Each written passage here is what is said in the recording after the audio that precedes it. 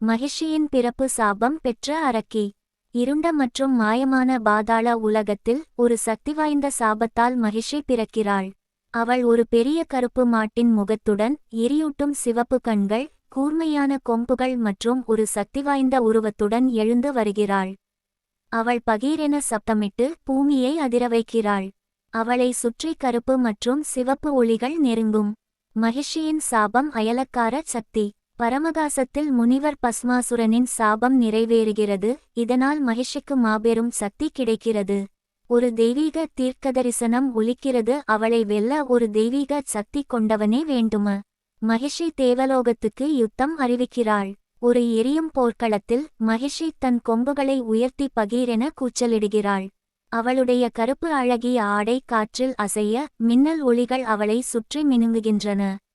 இப்போது உலகத்தை நான் ஆண்டே தீருவேன் என்று அவள் அறிவிக்கிறாள். மக்களை கொன்று குவிக்கும் மகிஷி. ஒரு அமைதியான கிராமத்தில் மகிஷி பயங்கரமாக புகுந்து கட்டடங்களை இடித்து வீழ்த்துகிறாள். அவள் மக்களை காலால் உதறி தூக்கி வீசுகிறாள். எரியும் அக்கினி வெளிச்சத்தில் அவளுடைய பயங்கர முகம் கொடூரமாக தெரிகிறது. தேவலோகத்தில் பதற்றம். பிரமா, விஷ்ணு, சிவன் ஆகியோர் மகிஷியை அடக்க வேண்டிய அவசியத்தை உணர்கிறார்கள். தேவலோகத்தில் பொன்னான ஒளி பரவ ஒரு தீர்வு தேடுகிறார்கள். ஒரு தெய்வீக வீரன் பிறக்க வேண்டும். ஐயப்பனின் தெய்வீக பிறப்பு. விஷ்ணு மோகினியாக தோன்றி சிவனுடன் இணைந்து ஐயப்பனை உருவாக்குகிறாள். அழகிய பொன்னான ஒளியில் மூழ்கிய குழந்தை சக்தியின் அடையாளமாக தோன்றுகிறது. சிறிய வயதில் ஐயப்பனின் பயிற்சி. காட்டில் ஒரு வீரராக வளர்ந்து வரும் ஐயப்பன் வில் மற்றும் அம்புகளை பயன்படுத்தி பயிற்சி செய்கிறான். அவனுடைய முகத்தில் உறுதி தெரிகிறது. அவன் போருக்கு தயார். மகிஷியின் இருண்ட இராணுவம் உருவாகிறது. ஒரு இருண்ட நிலத்தில் மகிஷி தனது ராட்சத படைகளை திரட்டுகிறாள். சப்தகோடி அரக்கர்கள் பெரிய கொடூர வடிவங்களில் ஆயுதங்களை உயர்த்தி கொண்டிருக்கிறார்கள். போர்க்களம் தயார். கிராமங்களை அழிக்கும் மகிஷி.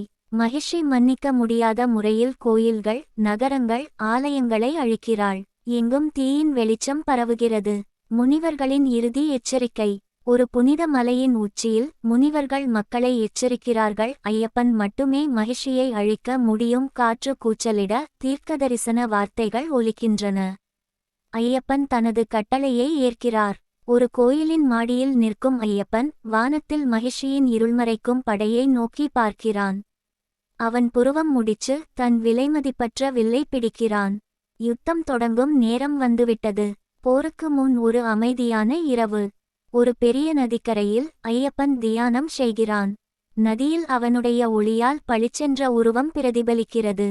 மகிஷி ஐயப்பனை சவால் விடுகிறாள். மகிஷி அவளுடைய பாரிய உருவத்துடன் ஐயப்பனை எதிர்த்து நின்று களமிறங்குகிறாள். என்னை யார் தோற்கடிக்க முடியும் என்று அவள் கேட்க, ஐயப்பன் அமைதியாக திரும்பி பார்ப்பான். வீரர்களின் மோதல் தொடங்குகிறது. ஐயப்பன் வானத்திலே குதித்து அம்புகளை மின்னல் வேகத்தில் செலுத்துகிறான். மகிஷி கருப்பு மின்னல்களை வீசி எதிர்த்து போராடுகிறாள். மகிஷியின் இறுதி சக்தி. மகிஷி தன்னுடைய இறுதி சக்தியை காட்டுகிறாள். அவள் பெரியதாக வளர்ந்து 2 பெரிய கொம்புகளும் நாக்கில் நஞ்சும் கொண்டு ஐயப்பனை தாக்குகிறாள்.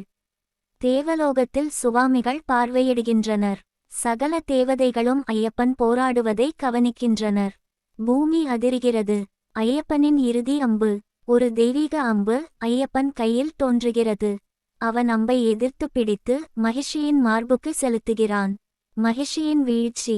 அம்பு மகிஷியின் மார்பை கிழித்துவிடுகிறது. அவள் கடைசி முறை அலறுகிறாள். அழிவின் சத்தம் வானத்திற்கே எழுகிறது. ஐயப்பனின் வெற்றி. மகிஷி வீழ்ந்த பிறகு தேவதைகள் ஐயப்பனை வணங்குகிறார்கள். சந்திரன் ஒளிர பூமி மீண்டும் அமைதியடைகிறது. மகிஷியின் ஆன்மா விடுதலை பெறுகிறது. மகிஷியின் ஆன்மா தெய்வீக ஒளியாக உயர்ந்து ஐயப்பனை வணங்குகிறாள். அவள் சாபத்திலிருந்து விடுபடுகிறாள். இது போன்ற கதைகளை மேலும் கேட்க எங்களுடைய சேனலை சப்ஸ்கிரைப் செய்யவும். மேலும் இது போன்ற வேறு எந்த மாதிரியான கதைகள் உங்களுக்கு வேண்டும், கமெண்ட்ஸில் தெரிவிக்கவும்.